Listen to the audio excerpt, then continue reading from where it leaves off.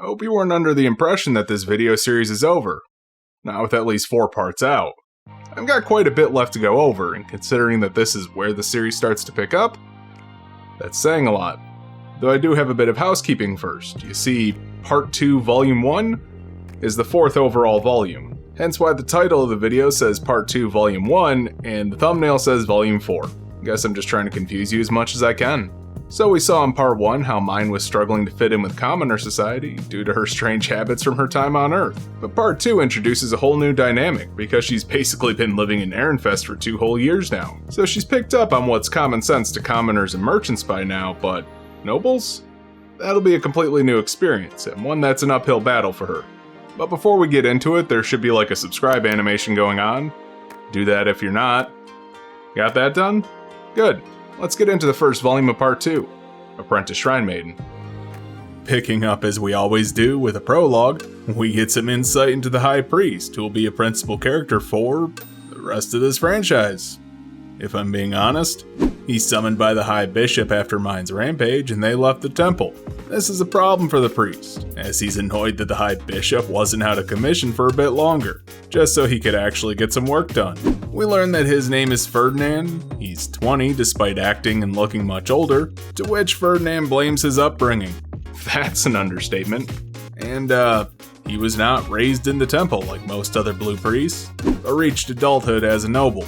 That's why he can strangely relate to Mine somewhat, as he's also outside of his element, though him being raised as a noble means he's much more adept at politics, which will be a reoccurring theme for the rest of this story. He's the son of a mistress and had enough mana to work with the duchy's foundation, but chose to support his brother, which should be enough of a clue to ruin any big reveals later down the line. After Ferdinand's father died, his father's wife's dislike for him became more public, and Ferdinand joined the temple to basically say he's quitting politics.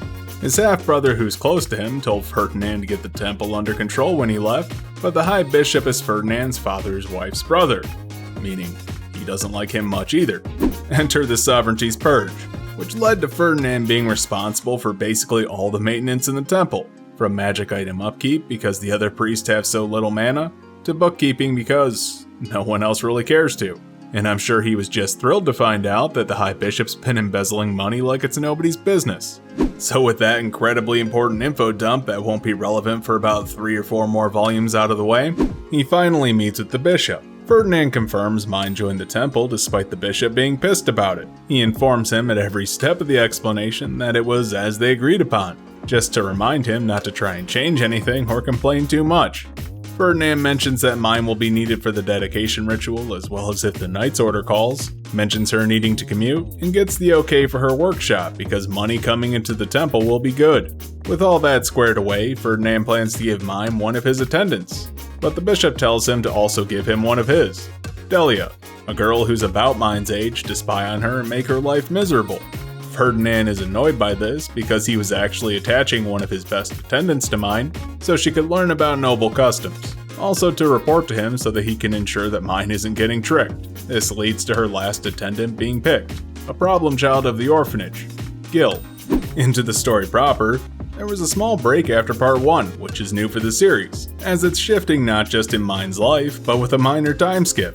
Hard to believe that those first 3 books were almost an uninterrupted stream of time, though large chunks were summarized substantially. The month-long wait she had to start her apprenticeship is up, and it's about time for her to actually begin. She's excited to read books, of course, and everyone tells her to calm down before Lutz takes her to the temple. This was so someone could walk her there with her being so weak, which reminds her that she's getting an attendant to monitor her health, which she couldn't imagine anyone doing, but she thinks about how if she keeps relying on Lutz, her giving up on being a merchant to lessen his burden was entirely pointless. Turns out Lutz is learning directly from Mark, and also getting unorthodox lessons so he can handle the Italian restaurant, as well as paper-making workshops so he can leave the city as soon as possible. She also knows it's their way of keeping in touch with her. As long as Lutz is happy about it, right? Mine gets to the gate, one of her new attendants, named Fran, is waiting for her. He greets her as Sister Mine in the English translation, which causes Lutz to crack up because it's so formal. After Lutz leaves, promising to pick her up later, she apologizes to Fran for making him uncomfortable, but he brushes it off and takes Mine to the High Priest's room immediately. They bump into some gray shrine maidens cleaning who bow before Fran, and are shocked upon seeing Mine. And that makes Mine realize the hierarchy in the temple, and question if she can survive there. Also, Fran has been walking really fast, causing Mine to speed walk. That won't end well later. They meet the high priest, and he ushers Mine to an altar for the fealty ceremony. He informs her that this altar was built for her, because she can't do it in the high bishop's room like everyone else for obvious reasons. Mine apologizes, which makes him tell her to just avoid the bishop in the future. Mine is given her blue robes, prays, and recites an oath with all the gods' names, which I'm passing on for now. The robes signify growth, because blue is the divine color of fire, also the color of the wide open sky, where the god of light and dark dwell, so it's symbolic.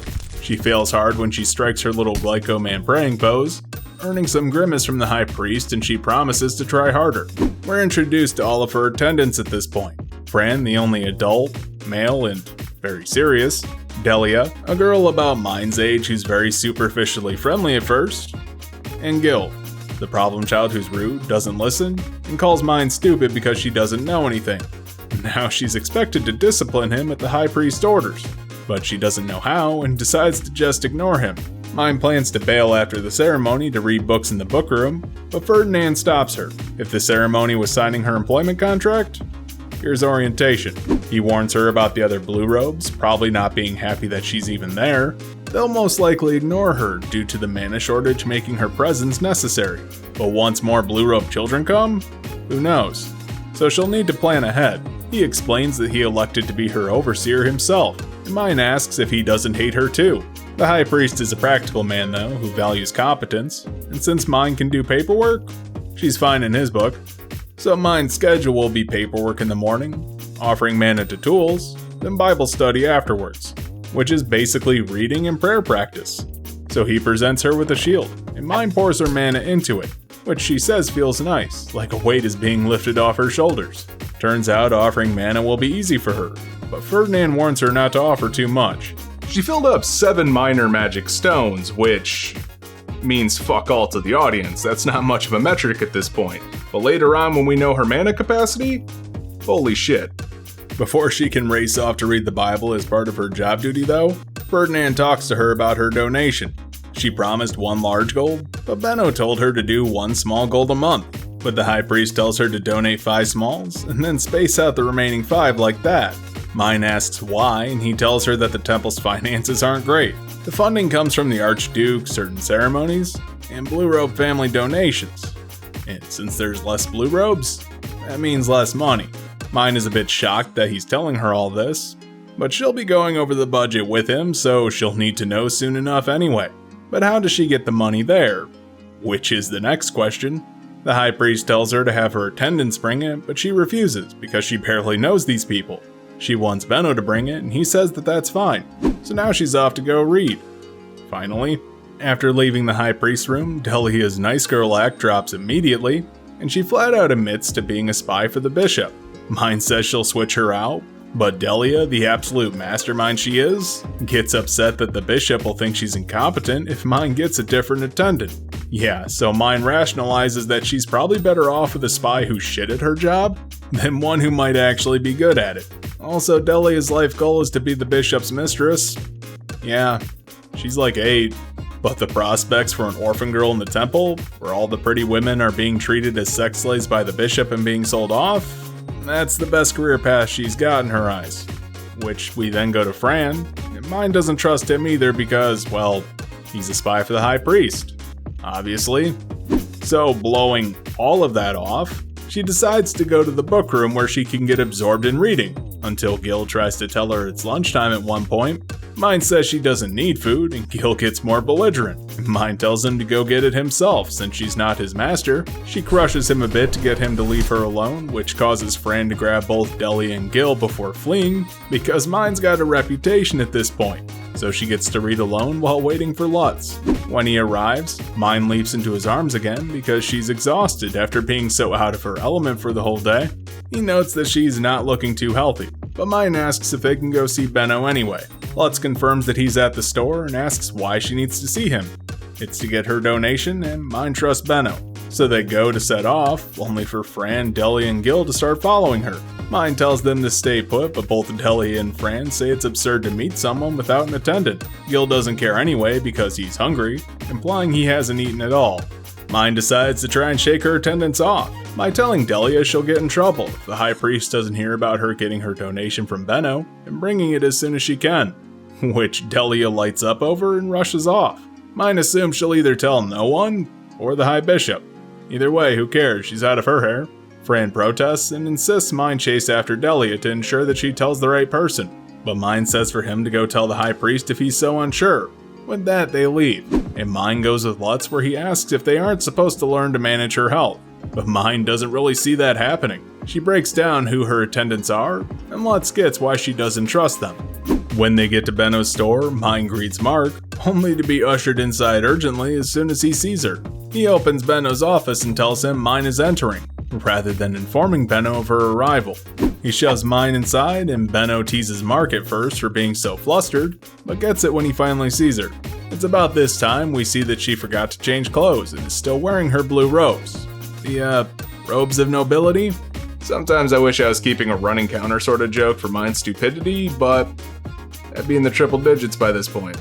So Benno yells at her to never leave the temple wearing them, as they'll get her kidnapped. Mine takes them off immediately, earning some grimace from Benno, but he lets it slide and moves on to what she wanted to talk to him about.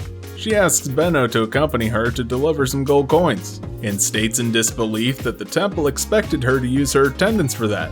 Benno tells her no duh, that's what attendants are for, but Mine points out why she can't trust them.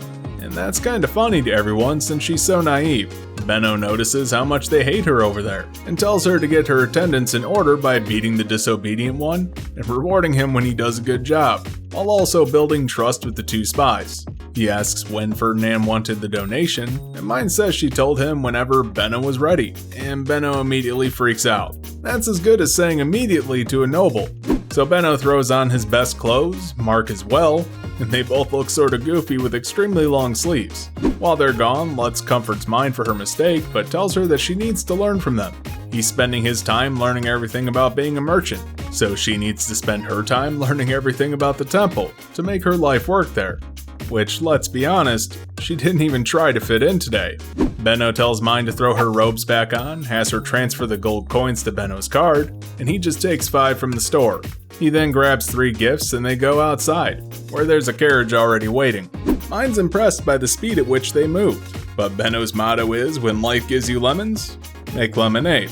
So they drive to the temple, but a different entrance from the one that Mine is used to. Mark writes some stuff down on a sheet of paper and Benno tells her how things will go down. He's used to this, and she isn't. So she just has to smile and remain calm like a noble, and follow his lead. He informs her that she'll be the last to lead the carriage. She can't look down at her feet no matter what, in the order at which they'll go to the High Priest's office. He'll handle her donation, so when she goes to give it to the High Priest, she needs to shower him with praise.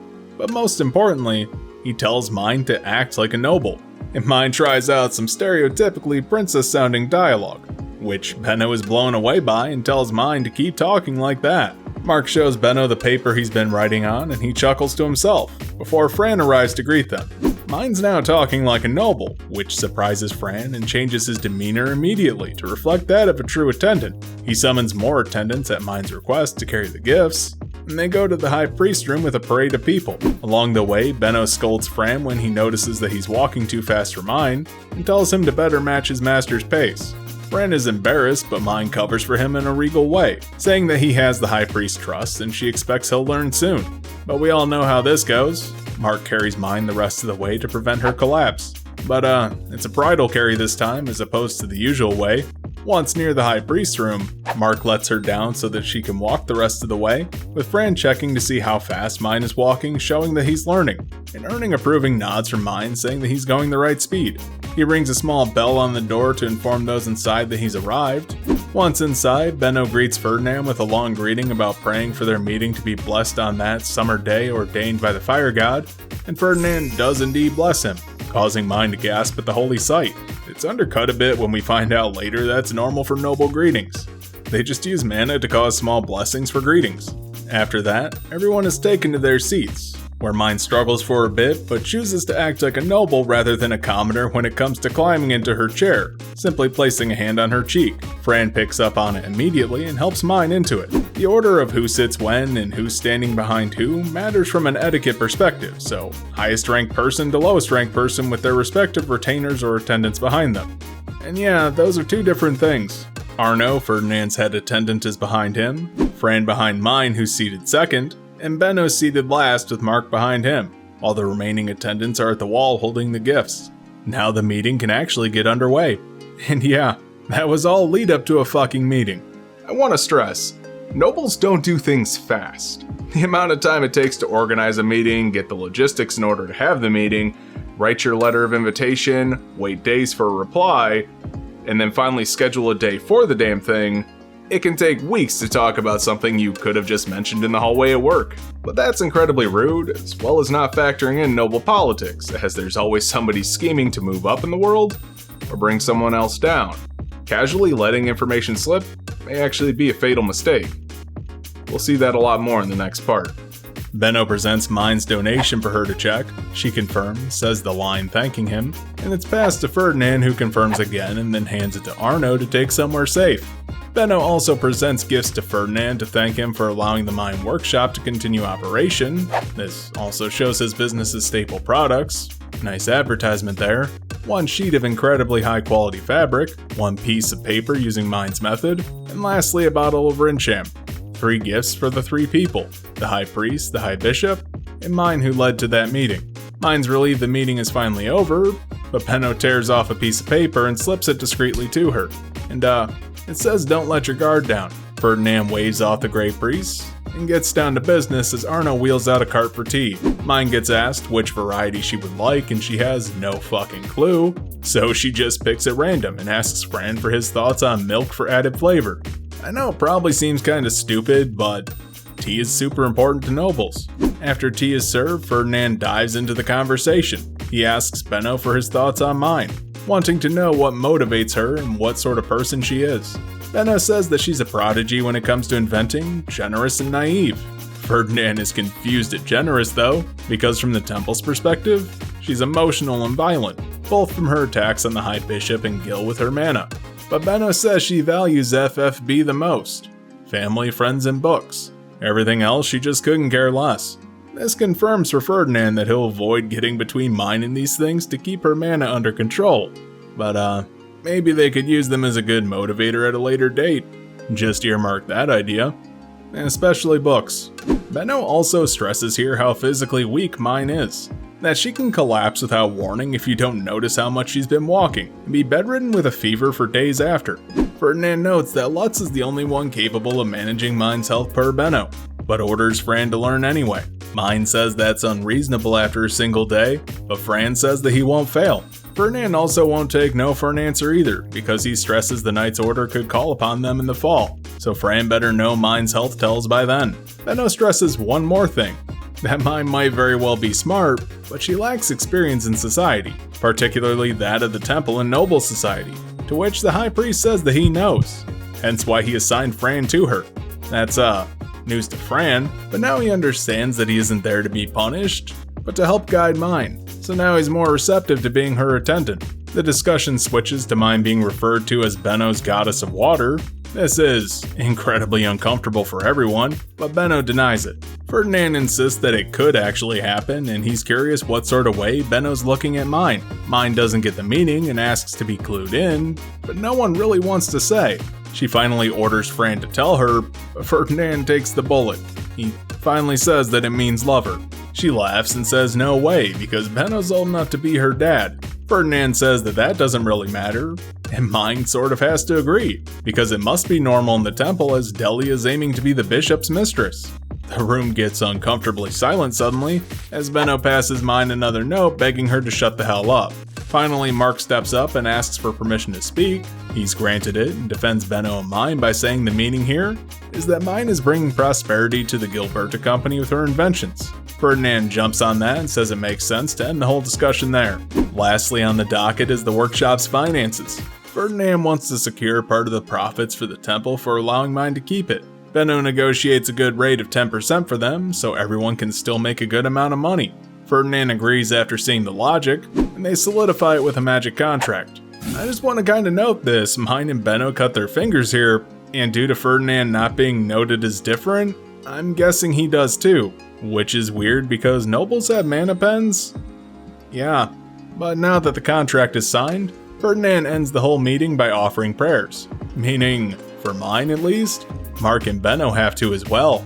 Mine is fighting the urge to bust up laughing at the thought of them doing the Glyco Man pose, and collapses as a result, causing the meeting to end prematurely. Benno says she looks disgraceful, but mine can't stand up. She's conscious and doesn't have a fever, which is new. Actually, she's kinda cold. Benno asks Ferdinand for a pass on the formal farewells, and he agrees so mine can be nursed back to health. Benno scoops up mine, and while he and Mark rush back to the carriage, Fran chases after, saying he would like to hold her as he's her attendant, and Benno's annoyed at being stopped, but relents, and tells him that limp people are heavy. Fran takes mine and they race off, with mine telling him that she'll need his help to learn to be more like a noble, so she can be useful to Ferdinand. Fran says he should have guessed Ferdinand's motives, but since he rarely speaks unnecessarily due to spies being around him, he thought he might be on the same level as Gil and Delia in Ferdinand's eyes. Mine tells him he's not, and that Ferdinand definitely thinks of him as his attendant still, as he ordered around Fran despite mine being there and his new master. They now have an understanding, and mine has Fran's trust.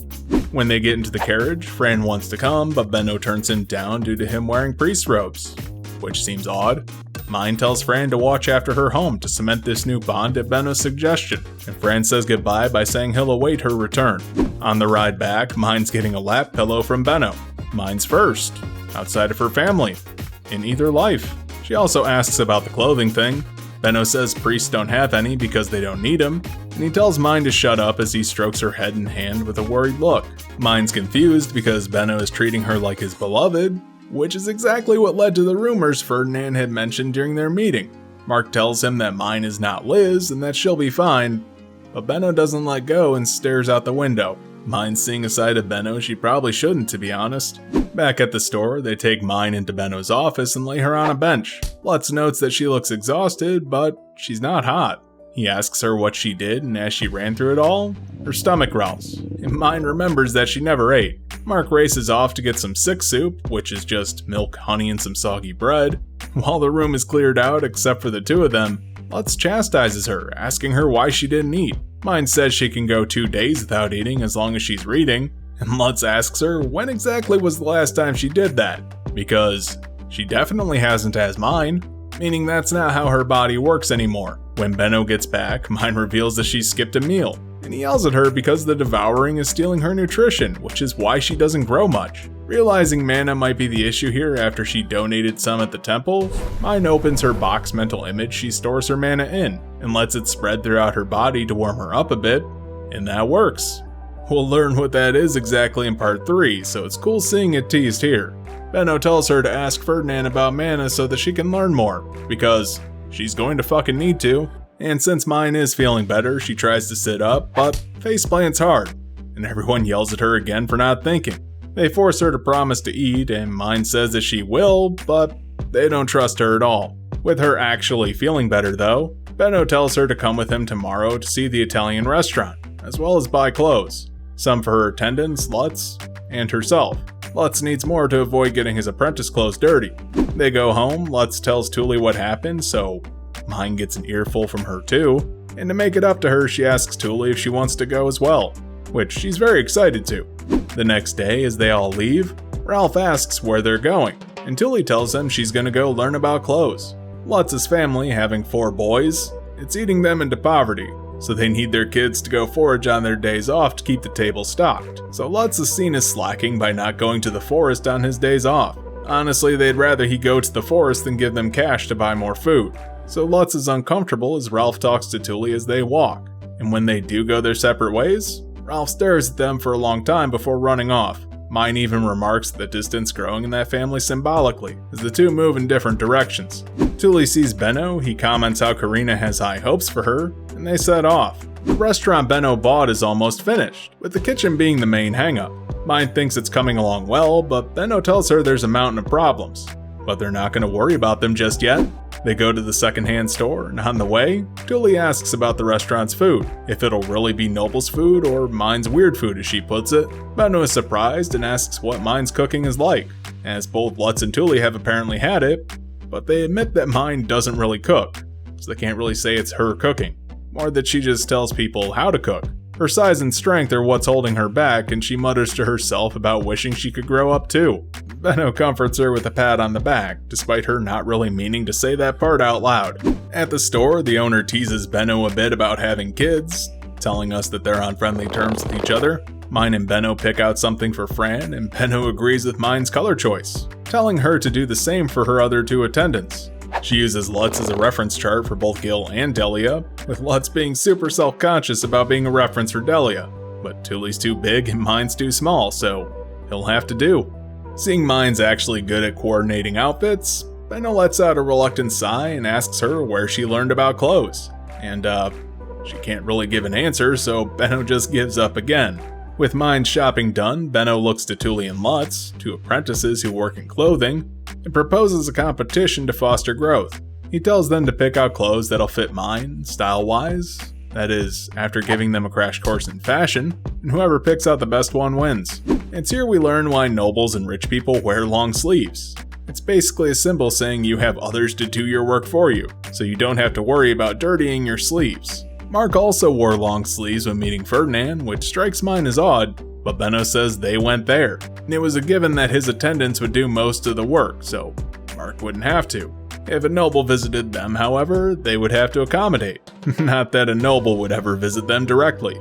Benno tells her to pick Fran's brain for noble questions though, not him, as he's a merchant, not someone used to nobles outside of a business setting. The outfits Tuli and Lutz picked out aren't amazing. Both are dresses, with Tuli's being better suited for outside, while Lutz is more formal. Mine can't really decide whose to go with.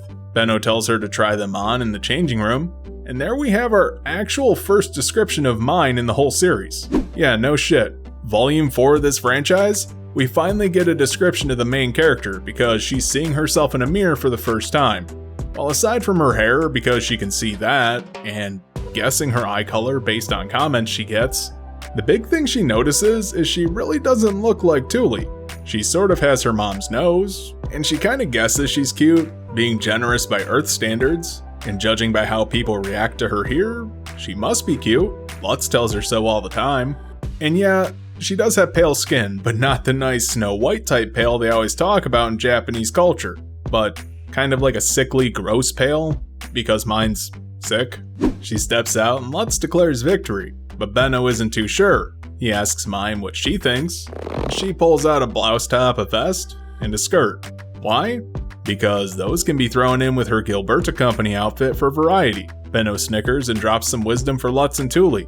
Girls wear more than just dresses. That's the poor commoner perspective since dresses are cheaper to make. Armed with the new clothes, Mine and Lutz go to the temple carrying them in a basket.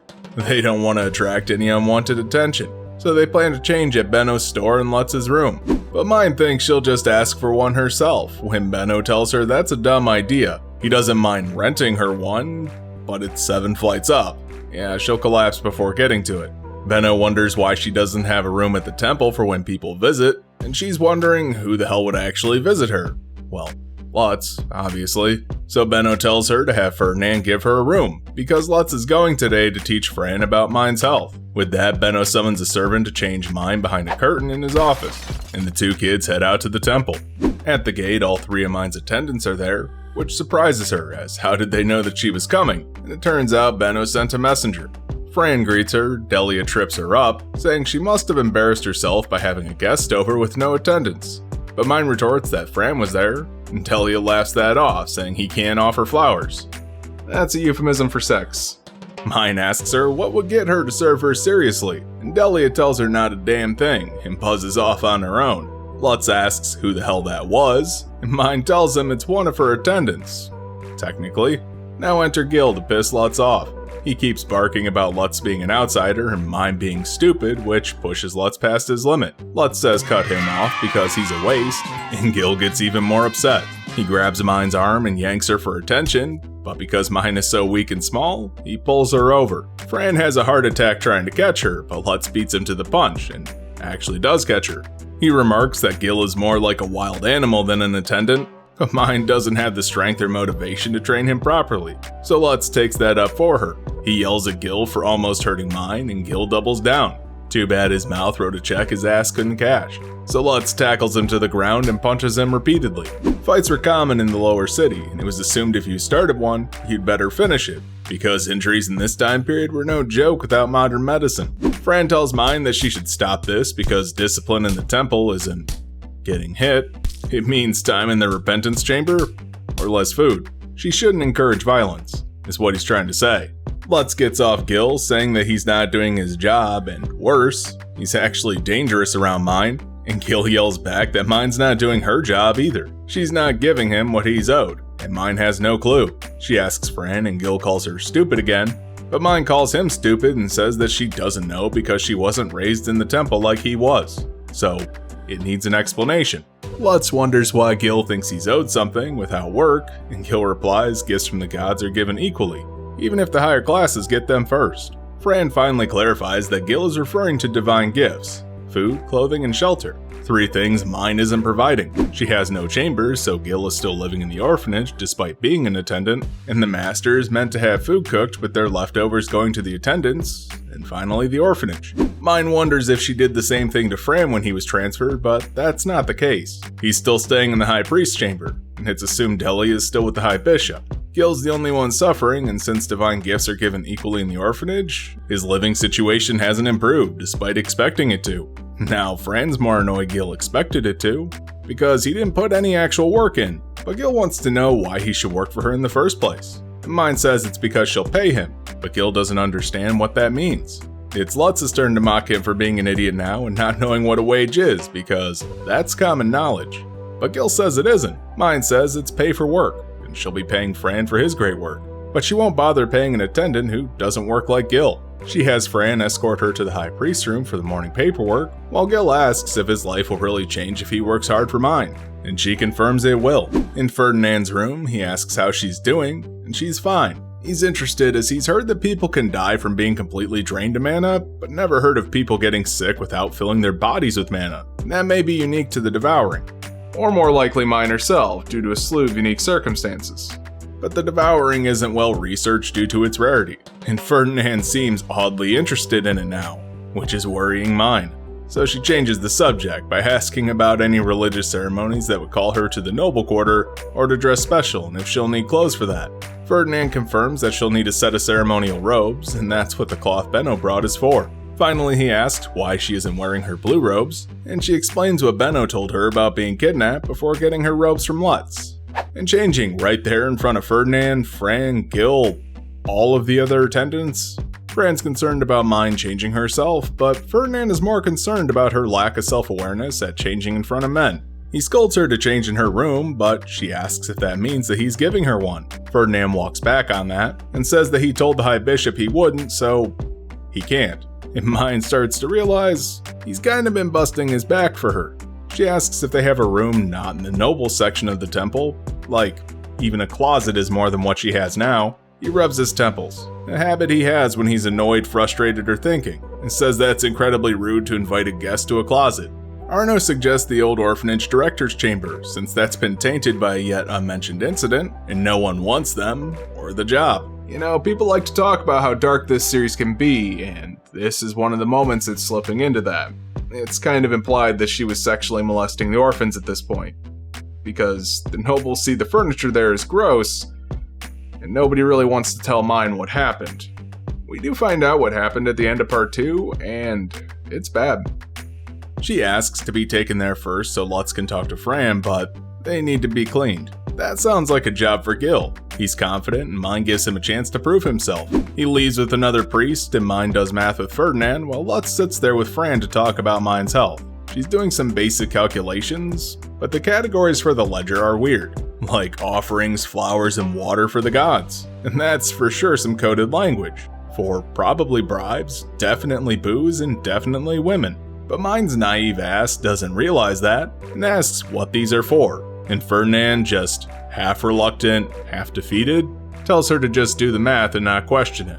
he notes her use of written math and comments how fast and accurate it is too, drawing some more unwanted attention. When they finish, but before Mine leaves, he gives her share of her donation, which is about as weird as you think. And Mine finally heads off to go scope out her new room.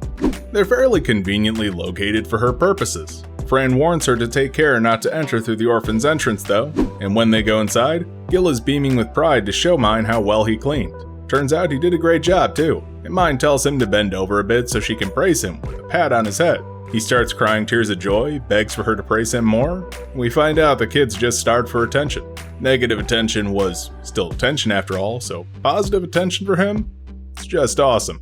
Now that Mine has a room, which for nobles is fucking huge, she scopes out the kitchen and finds a hell of a surprise.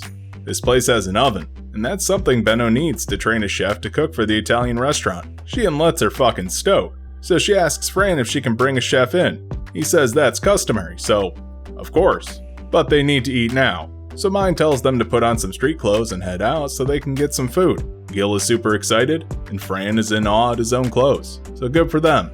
Gil's never been out on the street before, so this is all new to him. He makes plenty of mistakes is what I'm saying. Fran and him both wait for Mine to finish eating, but she tells them to eat the food while it's hot, and Gil accidentally steals some fruit, gets punched, and Mine has to rush in to pay. Thus, he learned the valuable lesson that not all food is a divine gift. She buys a crate of fruit for the orphanage as her share of the divine gifts.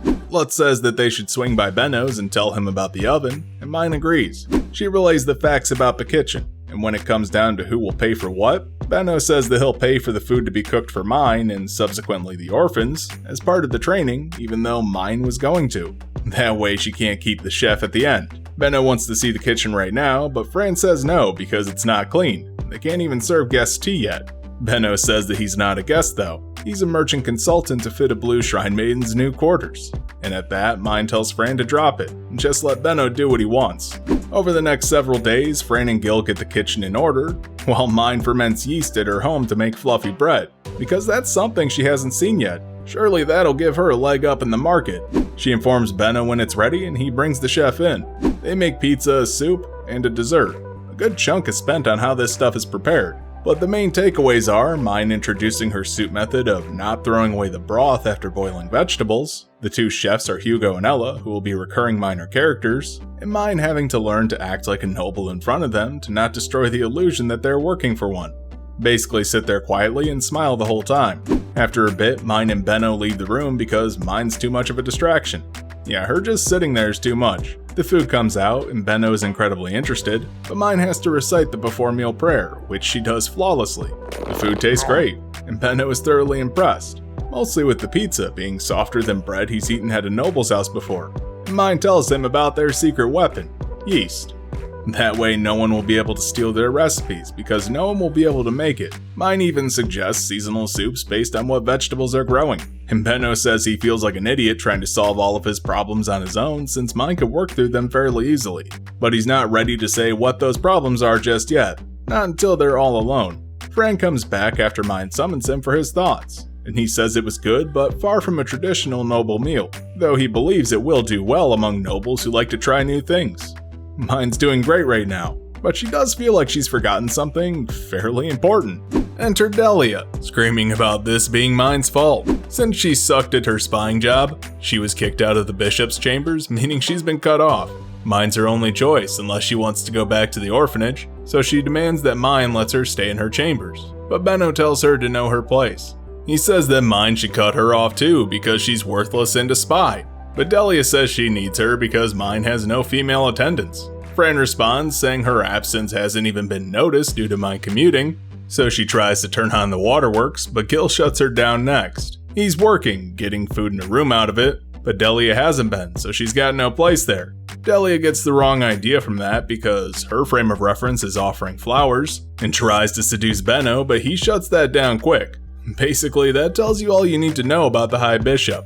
She's now been rebuffed by all there with zero sympathy for poor Delia. When it finally sinks in that she'll be put back in the orphanage, she actually is on the verge of tears. Mine says if she works, she'll keep her, but Fran steps in to tell her to watch her mouth, as Mine doesn't need any disloyal attendants. When Delia looks around the room, she points out all the stuff that Mine is missing. and Benno takes that all as a cue to get that stuff for Mine. Speaking of getting Mine things, she asks Benno about preparing the ceremonial robes that Ferdinand mentioned, but when exactly does she need them by? They call Fran, and Fran says the next ceremony could be in the fall, and Mine gives Benno the cloth he gifted. She just needs a crest, and decides to make one for her workshop to use. After that, she's going home, and she takes her robe off in front of Benno, which makes Delia yell at her. She helps her change, and notices Gil has clothes when she announces that Mine is ready, and this makes her a tad bit jealous. But Mine tells her she prepared clothes for her too, and gives them to Delia, who races off to change. Mine sneaks a peek, and embarrasses her tsundere ass hard. On her day off, Mine goes to the temple to check on her new bathtub being installed. Once it is, Delia gets some hot water in there, and has Mine try out the bath to use some rinsham on her. She even chats a bit about how she's talking to the High Bishop's attendants again, but she is still staying with Mine, because it's best for her job as well as affords her more opportunities for spying. Fran warns her, but she's not even sure what she should be hiding from Delia in the first place. After lunch, Fran takes the divine gifts to the orphanage, but Gil pops in saying there's more they missed. So Gil is gonna take them, but asks Mine if she wants to come. She says why not, she hasn't even seen the orphanage, and follows Gil only to go a secret way, which turns out to be in the basement. When they open the door, they see some severely malnourished children living in their own filth on hay, and the room reeks of just about every foul smell you can imagine. Mine passes out, and when she wakes up, she's laying on the bed frame in her room. Gil is super sorry, but Delia scolds him for taking Mine there in the first place. He didn't know the orphanage was that bad now. Gil asks Mine to save the orphans, but Fran tells her no. Delia adds that if Mine could, she would like her to. So we get a bit of insight into Mine here, or rather Anno. As while she'll help people, she's not dedicated to the long term. She likes things to be more concrete, not vague notions of help. And the thing about the orphanage is, it sucks because it looks like third world Africa. That's the book drawing that comparison, not me. Back on Earth, that was pretty easy to ignore as Urano.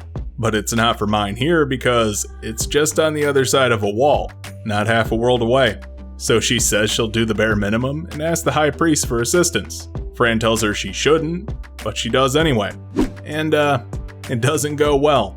Ferdinand flat out refuses to divert any money because the temple just doesn't really have it. Pre-baptism kids are not seen as human by the temple, and their deaths would be beneficial as they can barely afford the priests they currently have. They sold a number off already when the blue robes left, but in general the population is too high for what the temple can sustain at the moment. Mine asks that at the very least they be clean so they don't spread disease, and Ferdinand thinks she means kill them off, and says that would reflect poorly on them. He flat out asks Mine if she wants to be the orphanage director, a position no one wants to shoulder, and she says no. He asks her if she'll spend the money to feed the hungry orphans, and she says her workshop isn't making a ton right now, so she can. He then tells her to shut up if she won't pay or be responsible for them, and to just go read her books.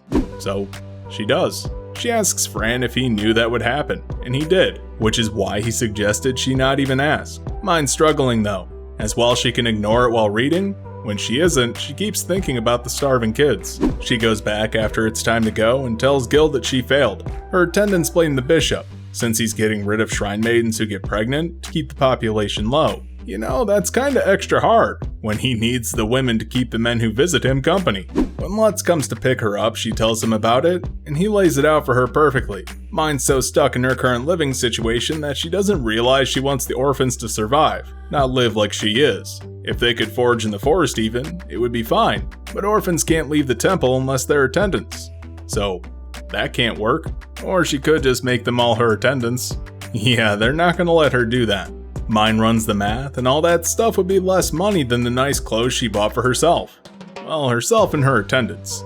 Mine confirms with Fran that they could go to the forest as attendants, and he says yes, which means they could gather food and wood.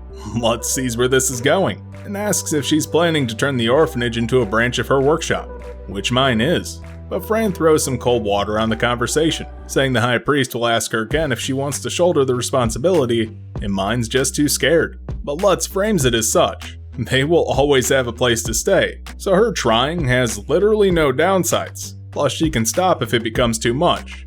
Basically, she can only improve the situation. So Mine resolves herself and prepares ahead of time. She has Gil slip food to the incredibly sick pre-baptism kids.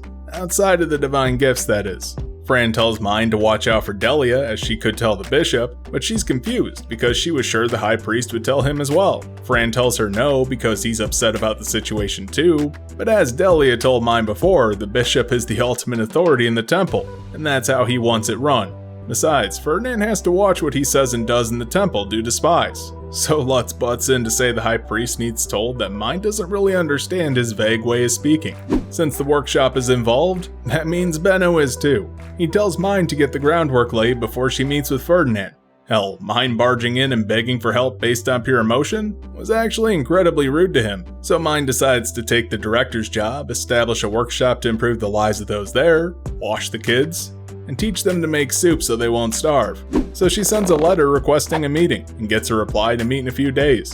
When the time comes, Mine gets pulled over to Ferdinand's bed instead of the usual table, where a secret room opens up and Mine enters a small study packed with research material. This is a hidden room nobles can create with magic, and Ferdinand's prevents those with low mana from entering. Mine is, the only one other than him at the temple who can enter currently. So he sits Mine down and cuts all the euphemisms and vague speech that nobles are known for. This is Mine's first in a long line of Ferdinand's frosty lectures. Last time when Mine visited, when she was being rude by being emotionally driven, turns out that the cherry on that was she came off as criticizing the High Bishop while one of his attendants was in Ferdinand's room for business. So he gives Mine his approval for the director's job, but wants more details because he didn't quite understand the written explanation. And Fran didn't understand it much either besides the general terms. So Mine explains, and Ferdinand agrees fully and approves of her methods. He asks what brought all this about though, and Mine says she can't focus on reading because she's imagining all those starving orphans. He's blown away by that, but tells Mine to basically confirm everything with him and listen to Fran. Mine reports the good news, and finally tells Delia what's up, and to not tell the High Bishop because he'll try and stop her. Delia soon comes out hard here, and says she doesn't want to get involved, but also that she won't tell him, and Mine hasn't won her over just yet. The next step is cleaning the orphanage, teaching the kids to make soup, constructing the workshop, and getting them geared and trained for gathering. Mine has to sit and wait while she gets updates on what's going on, but when the dust settles, she has a special reward prepared for those who work their hardest. We get some amusing bits here too, like the priest not being able to recognize raw food because they've only ever seen stuff that's been cooked. Mine gets a little dressed up to present herself as the director, and she has to memorize some prayers and such for the occasion. Delia talks to her as she gets her ready, and is happy that the orphanage is better, but is also sorta sad because Mine didn't save her too. And she also fusses over Mine's hairpin a bit here. When Mine goes down to the orphanage proper, she gives a long greeting and offers the rewards to those who worked hard. Fran calls some names, and one kid stands up to yell at Mine like Gil did, but Mine knows what she's doing by now, and smacks him down verbally by saying that these are rewards, not divine gifts. So they all eat, and the next day when teaching them to make soup, Mine notices the one kid who stood up eyeing her and working extra hard this time. To help the orphanage get on its feet faster, Mine enlisted her family to help. One day Thule helped them learn to cook, another Gunther and Lutz took them out to the forest. While they were gone, Mine is thinking about money. She sold off a modern hanger style to Benno for some quick cash, since they were using some god-awful cross design that wears down clothes. When the kids get back, they thank Gunther, Thule, and Lutz for teaching them. Mine goes back to get changed and head home with them, when Delia worries her more about money by saying she needs some more pairs of blue robes. Before they do leave though, Fran reports Mine's health to Lutz, and that gives her an idea. She wants to make a diptych for Fran, Lutz, and herself as a gift. It's basically a small, shallow wooden box that has a lid that fits into your hand. You fill it with wax, and you can write into the wax with a metal stylus. Diptychs are played down so much in the anime. They become this staple where Mine and Benno always take them out to make memos on. And again, it could just be that the anime doesn't really draw as much attention to it as the book. It doesn't always have to call them by name when they're interacting with them. That's part of being a written medium. She has Gunther make the boxes, and Benno to take her to a blacksmith to get the pens made. There she meets a guy named Johann. He works pretty slow, but is incredibly detail-oriented, which is perfect for Mine's small, precise ideas. They then go to a woodshop so Mine can order a bunch of small planks. That's so she can make Haruta, a Japanese card game for determining sets. And Mine's gonna turn that into a gift for Gil. That way he can learn his letters.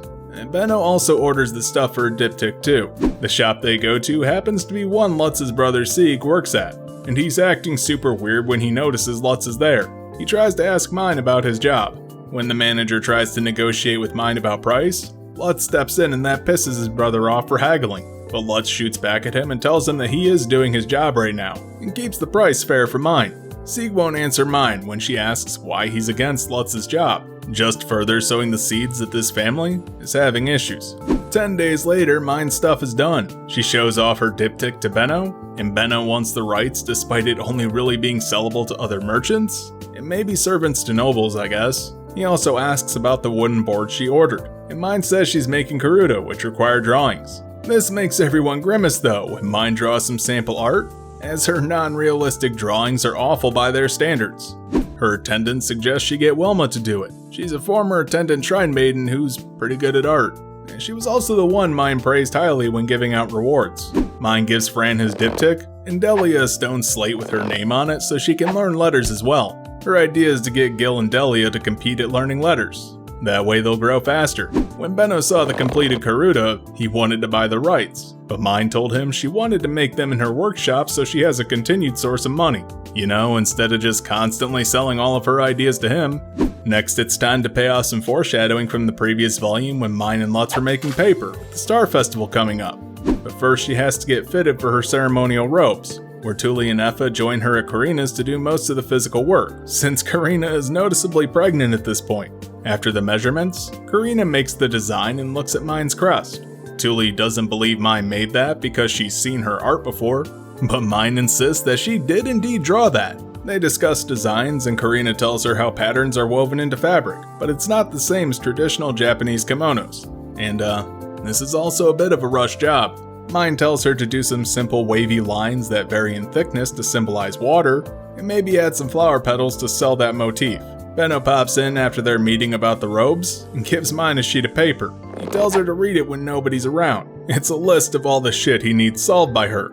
And it's a hell of a list, ranging from Otto being obnoxiously happy, to decorating the Italian restaurant, and some needlessly vague suspense for a paragraph, by her just saying the last item drained the blood from her face.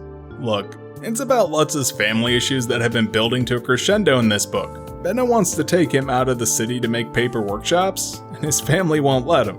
Later, Mine is walking with Lutz, and he mentions it's about time for the Star Festival. We recap what it is briefly, as Mine thinks it's just about playing with water, but Lutz says it's where non-married people throw tau fruit at newlyweds after a mass marriage ceremony at the temple, though it does devolve into a giant water balloon fight eventually. They're supposed to prove their worth by protecting their new wives. And after all that, a huge feast is held. Then later still, the kids are all sent inside, and alcohol is served to maybe help those looking for marriage next year. Mine wants to go, but she doesn't know if she has any obligations for the temple, because now that she's working there, she might actually have to do something. Plus, she wants to see if she can get the orphans to go too so that they can have some fun, which means she has to ask the high priest. So when she gets to the temple, she writes a request for a meeting, while probing Fran for information about the festival. But Fran tells her that's not the right name. It's called the Starbind Ceremony. It's a huge deal in a religious sense, honoring the marriage of the god of light and dark. So Fran delivers the letter, and she gets told to immediately meet in the hidden room. Turns out the ceremony is in 2 days, and thus normal procedures for the meeting won't work, because Mine's an idiot who didn't ask earlier. Ferdinand tells her she has no obligations as an apprentice shrine maiden because she's not an adult, but the orphans need to stay in the temple, though he does permit them to gather in the morning and throw the fruits as long as they don't make a mess or damage anything. So they do that. The day of the festival, Mine goes to the temple. She planned on gathering towels with the kids, but Lutz told her no because of her health. Fran wouldn't have let her go for sure anyway because of her rank. The kids go out, gather fruits, while the adult priests have to prepare carriages for the blue robes in the morning. Meanwhile, Mine's busy studying prayers and such because she has to drill this crap into her head. On the way back to her chamber, she bumps into a fellow blue robe for the first time. He mocks her for wearing hers despite being a commoner, and tells her the Starbind ceremony isn't a place for kids, and she tells him that she's been tasked with the orphanage. When he mocks her further, she thanks him for his backhanded praise, and Fran compliments Mine on her perseverance. She heads back to the orphanage proper and bumps into Wilma and another Grey Shrine maiden, Rosina. Mine says she'll need Wilma's assistance for more art soon, and Rosina is jealous, but she's apparently a great musician, which Mine will need later when it comes to studying music. Mine also tells her chefs that they can leave to join the festivities after making lunch. When the kids get back, it is lunchtime, And while the divine gifts are delivered to the orphanage, Mine and Lutz get in their street clothes and go check out the festival proper. They scope it out, seeing the soaking aftermath. But when they happen upon a group of kids, they notice the two dry ones, Mine and Lutz, and assault them with towels. Mine gets soaked and is freezing cold by the end, and Lutz gets complimented on his efforts to protect her before everyone heads off to find another victim. Mine and Lutz head back to the temple after that. She gets told to go down with the orphans, wet as she is, because Delia has a bath ready for her afterwards. So now the orphans can throw some fruit for some harmless fun. Or is it? When Lutz hands out the fruit, Mine is impressed seeing how swollen the fruits are up close, and grabs one. It sucks out some of her mana, and she sees a little seed sprout in the center. Suddenly the outer skin turns hard, and then it looks really familiar to her. Yeah, it's a Trombe pod. Turns out Tau are actually baby Trombe seeds. She tells Lutz, and he has everyone get their hooks and knives ready before Mine throws it to make a Trombe pop out. It damages some stone pavement, but the kids clear the wood. Fran asks what's going on, and Mine explains that this wood is used for incredibly high quality paper. And this also happens to mean that they can farm some extra, but Mine keeps that from him so the high priest doesn't know. She throws a few more, the kids work up a sweat chopping them down, and after that, they decide to keep the rest as Tau and throw them at each other. The grass where Mine was throwing the Trombe is all dead now though. That certainly won't be a tell for Ferdinand that something was up. Bet she won't get in trouble for that. Anyway, Mine's not feeling well right as the fun is about to kick off, and she gets sent to bathe and rest until she goes home. In the bath, she thinks about how Tau drain mana, and that means that devouring kids could survive without magic tools. But before she does anything, she decides to tell Benno about it first. So she goes home. But the orphans were happy in the end, so it was all worth it. When she sees Benno, he lays into her about starting trouble again. She thought he'd be happy about finding a reliable source of Trombe wood, but he's not. Great that kids of the devouring could maybe not die, but if word got out, suddenly there'd be issues. Mana is the domain of nobles after all, and a cheap fruit you can find in the forest being a replacement for magic tools? That would turn noble society in the temple on its head, in Benno's estimates. Plus you run into the issue that the devouring is rare and not widely known. Identifying kids with it at birth means that nobles would know where they are and they can go and take them. And if they try and press Taus onto kids with fevers, it'll piss off the parents whose kids aren't cured. Basically, this is the sort of info that would get her killed if it gets out, so she needs to keep it under wraps. The topic shifts to her having plans for books to make when it comes to that, and she's thinking Bibles for the children in the orphanage, so the high priest won't object. Benno thinks that could work, but he's more interested in Mine's thoughts on the last problem on that list. Lutz is still a minor and needs his parents' permission to leave the city. Benno wants to know if Mine has any information that could help convince his parents, but she really doesn't. They simply said no without any reason when Mark went to ask. He wants to take Lutz so he can learn about setting up workshops and expanding business. As we know from Benno's side story, he plans on Lutz being his successor, but Lutz's family is preventing him from gaining the skills he'll need when the paper industry really kicks off in the next few years. Mine tells Benno that Lutz's home life is pretty rough. With his family being poor craftsmen, they're not happy with what looks like Lutz messing around with Mine rather than working properly. They were against him being a merchant, period. If it came down to Lutz's family or his dream, Lutz would choose his dream and become a live-in apprentice. Though Mine points out it's also a bit odd for Benno to go so far for a mere apprentice, since she doesn't know as much as the audience does, and Benno finally drops that he's thinking about adopting Lutz. That's enough for Mine, and she thinks that even if he ran away from home, Benno would take care of him. She realizes that this means Lutz would basically inherit all the business that they've been building with Benno one day, and she's happy he finally earned Benno's approval to this extent. She tells Benno that he should talk to Lutz and his parents about this to square things away properly, and with that, Benno calls Lutz in to set up a meeting. The two kids then head off to the temple to take Mine to work. While Mine was sick after the festival, Lutz was going to the temple to get the priest up to speed on making paper at Benno's request, since that's pretty good practice for setting up new workshops in other cities eventually. Once at the temple, Mine realizes she has no attendants waiting for her, and hits upon a dilemma. How can she enter her room without them?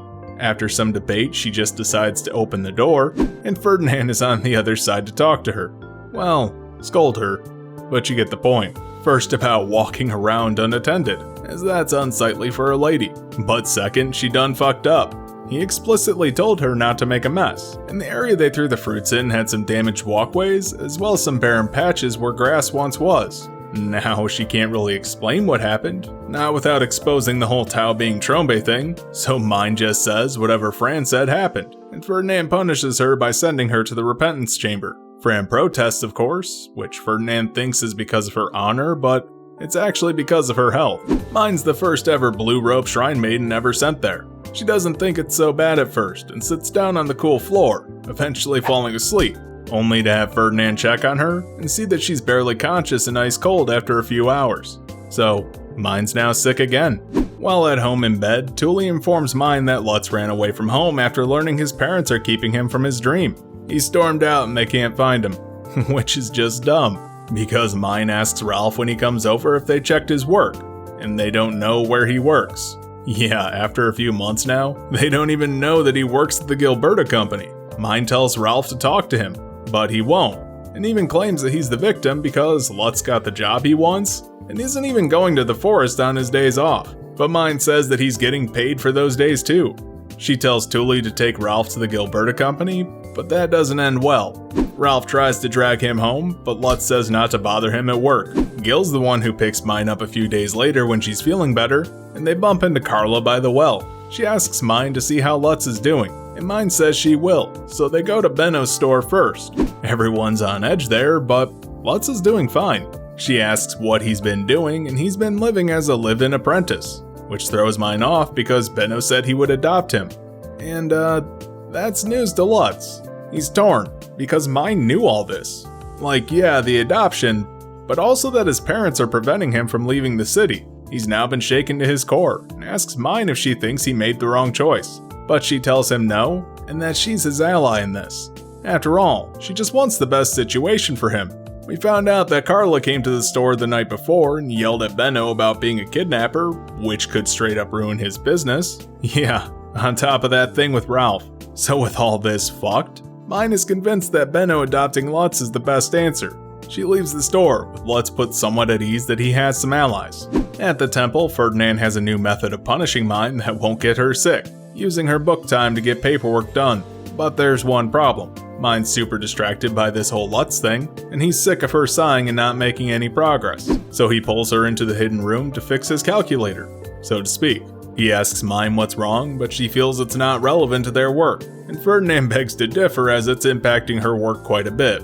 But more importantly, he can't just ignore a depressed child sitting next to him. So yes, he does have some heart under all that ice. She explains Lutz's situation and asks if he knows of any way for him to get adopted. Mine finds out that she can technically sign for his adoption as the orphanage director, but she's still a minor, so it also requires Ferdinand's or the High Bishop's signature. Plus, Lutz needs to be abandoned first, and that would require him to take refuge in the temple. If those two things happen, Benno could adopt him, and Ferdinand is willing to sign the papers, but he wants to meet with the relevant parties to get all sides of the story. That way he can come to a fair conclusion. He hands Mine 3 letters of summons and sends her home at the end of the day.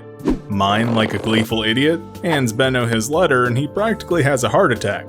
Now, while this makes perfect sense from Mine's perspective, from an ordinary commoner's perspective, this is the nuclear option.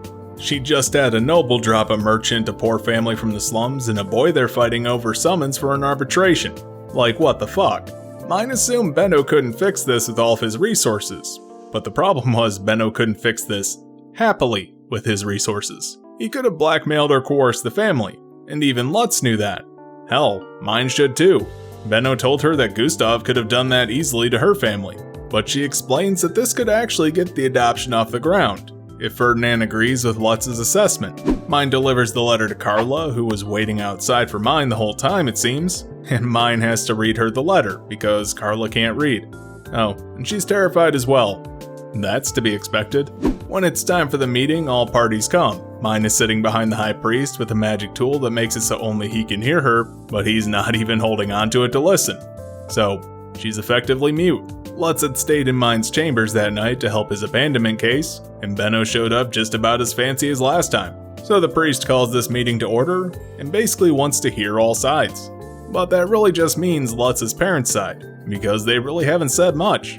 Turns out his father died as a poor communicator, who just yells short phrases and expects people to understand. But Ferdinand isn't having any of that, It makes Dide actually explain what he's saying. Lutz says his family doesn't accept him or notice his hard work. And Dide saying quit being a crybaby is him actually saying we don't need to keep bringing attention to it. You got the job neither of us wanted you to, and you're killing it. So quit expecting us to say more. And when he says do whatever you want, it's him saying that they do accept him being a merchant. But when it comes to Benno's desire to take him out of town, that's a different story. He's a Lahange, and that's above his job duties and pay grade. It doesn't matter that he wants Lutz to be his successor, it's dangerous outside of town, even if it's only the next city over and half a day's carriage ride away. They don't see why he should have to do all that for a part-time position. Once again, Benno explains he plans Lutz to be his successor, so he needs Lutz to go to learn these things. His parents shoot that down and are forced again to explain by Ferdinand. Their point is Benno doesn't have kids, and he wouldn't be a good father. He looks at Lutz as a business investment with pros and cons, not as a child that needs to be raised. That's why they won't let Benno adopt him. Now seeing the issue, Benno asks if they would find a Lahurl contract more agreeable, but they think that's a bit too early. That is until Benno tells them that he's been working with Lutz for a whole year now pre-baptism, and he's seen his skills over that time. It may be a month on paper, but Benno's been watching this kid since book 2. Hearing this for the first time, Dide agrees to the Lahurl contract and tells Lutz to apologize for the mess he's made. He and Mine both do, though hers is silent. She pushed Lutz into this situation after all. Benno, Lutz, and his family all go off to the Merchants Guild to put it in writing, leaving Mine with Ferdinand. He tells her to hear all sides of the story before making a big decision, something Mine does take to heart after this. As the Grey Priests clean up the meeting, he notes that their family is doing fine now, and this was Mine's ideal situation. She starts crying tears of joy, putting him in a bind, as he's worried people will think that he's the one making her cry. He gives her a handkerchief, and Mine learns for the first time from the embroidery that the High Priest's name is in fact Ferdinand. You know, I realized I undercut that moment quite a bit by referring to Ferdinand by his name throughout the entire video, but it's revealed to the audience in the prologue, so I don't feel bad about it. The epilogue is told from Dide's point of view as he follows Lutz to the Merchant Guild. He thinks back on how Gunther's daughter was sitting next to the High Priest wearing blue robes, and thinks Lutz needs to be careful around her as she's with the nobility now. She's gonna be trouble in the future. When they go to the guild, Dide is forced to face his son's growth, as he sees a side he never knew, walking through the guild, using a magic tool to open a gate like it's second nature, and reading the contract to his parents so they know they're not getting screwed over. After the contract is signed, Benno asks them to not say a word about Mine, and Dide smacks Lutz on the back of the head, telling him to stay strong, and internally, not to get too close to Mine. So with that, we're wrapping up Volume 4 of the series, and our entry into Part 2. Or not, that joke's probably never gonna get old. We have some side stories to wrap up first. One from Tuli, and the other from Gil's perspective. In Tuli's we see she's doing super well at her shop. She's regularly dealing with customers now, due to her hygiene and following Mine's advice about wearing an apron over her clothes. She gave that to her in her last side story. Tuli's friends are super jealous of her rise at the store, and she suggests that they all listen to Mine, namely their next day off. They're going to the north end of town to observe fashion. They gather together and walk to the central plaza, but going up north takes too much courage because they feel out of place there. So they keep walking around until Lutz finds them and has them follow him to the Gilberta Company. He goes back to work, and Tuli's impressed because Mine and Lutz can walk inside like it's nothing, but to her it's an impregnable fortress. She and her friends stand outside and watch people for a short while, before her friends lose their nerve and want to go back. Tuli doesn't, but starts following them anyway. She hasn't seen enough yet and still wants to learn, but her friends think it's all too much, that it's beyond them. But for Tuli, this is the world she wants to enter. She's only thinking like that because Mine got her to in the first place. So she tells them to go on ahead, and she heads back to the Gilberta Company to watch people's clothes more. She's not gonna lose to her little sister. For Gil's story, it's him when he went out to gather for the first time. He talks to some of his friends, and they tease him about how he used to be. When Mine was first announced and Gil was picked, everyone made fun of him for getting a master who couldn't give him food or chambers. Even Gil himself complained that she wasn't normal. But now they're all thankful she isn't, because a normal blue robe wouldn't have the kids go forage, or make soup to feed themselves. Now the other orphans want to take Gil's place as her attendant. He's even scared she'll abandon him. But Lutz calls him an idiot because Mine won't abandon someone who's working to improve, which Gil is doing at this point. He's a hard worker, and mine appreciates that. Some color for this side story is the orphan's reaction to the lower city. It's smelly, colorful, and loud with mean, scary people who will hit them if they're not careful. And, it's kinda sad, but Gil doesn't quite grasp what a family is. Which is good because then you'd feel even worse for him. He just thinks they're like at-home attendants for mine. When they get outside of the city walls and see how wide the sky actually is, they're all impressed. This is also the real beginnings of the bromance between Lutz and Gil, where they become good friends. So that's it for the content of this volume. The side stories this time weren't any great revelations, just some nice flavor for the cast. I like these quite a bit. I think this is where the side stories shine best. But my question is, how the hell did I spend more time recapping this book than the last, even though the last one was longer? Well, probably because this one only had 5 arcs and about as many pages. Just less side story content. Just with more detail to cover, and the anime skipped a lot of scenes. So let's start with that. I keep talking about how the side story content from Volume 3 was pushed into Season 2, which is what this volume was adapted into. And that's mostly true, but not entirely. The side stories were cut down substantially, where Benno's is adapted minus some moments between himself and Lutz. The conversation about the Italian restaurant is cut down into a chibi scene, with Mine saying she wants Italian food, and word about someone asking about Mine is conveyed through Benno, rather than Gustav's reaction to it. Thule's visit to Corina and the selling of the hairpins is a single shot with narration too. To build up the reveal more, the High Priest's thoughts are cut out entirely when adapting the prologue, so we just get the conversation with the High Bishop. The entire shopping section for clothes is cut out entirely. Mine is just wearing them, meaning we miss out on seeing some of Thule's growth and recognition by Benno, as well as Ralph being upset over Lutz not foraging.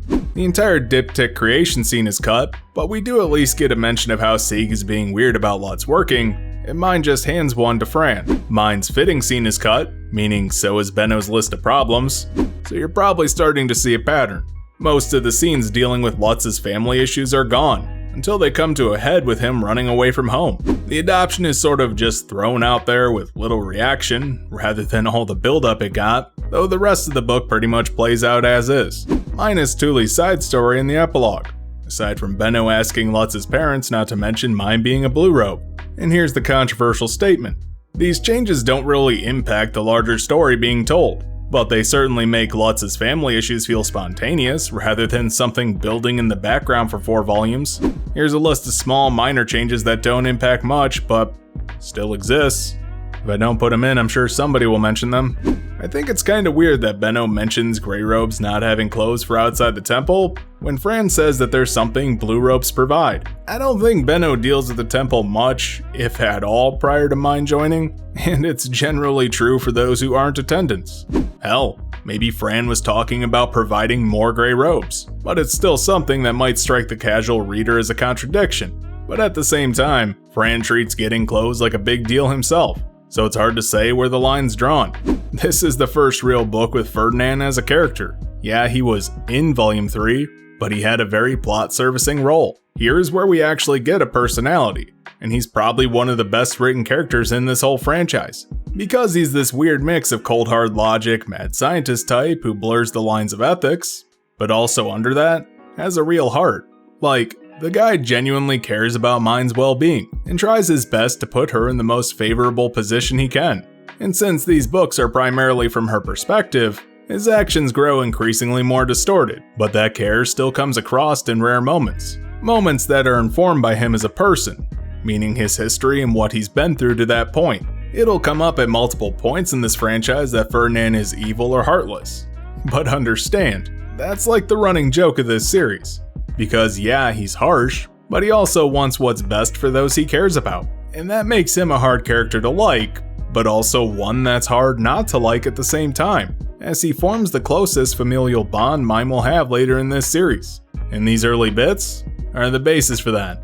Benno's character really comes into its own in this volume too. Between his, Mark's, and Gustav's side stories last volume, the carriage scene, as well as Lutz's family problems, they build to show this guy who's constantly striving to prove himself and beat the odds, because throughout his entire life, someone has underestimated him. And despite how rich and successful Benno is, life hasn't been kind to him. Between the death of his parents making him shoulder the store at a young age, and the love of his life dying early on, He sort of shut himself off emotionally from everyone except Karina, but through the course of this, we see mine has built the same sort of connection. Benno tries to frame that as profit-seeking, but he legitimately cares about her survival, especially when it comes to noble society.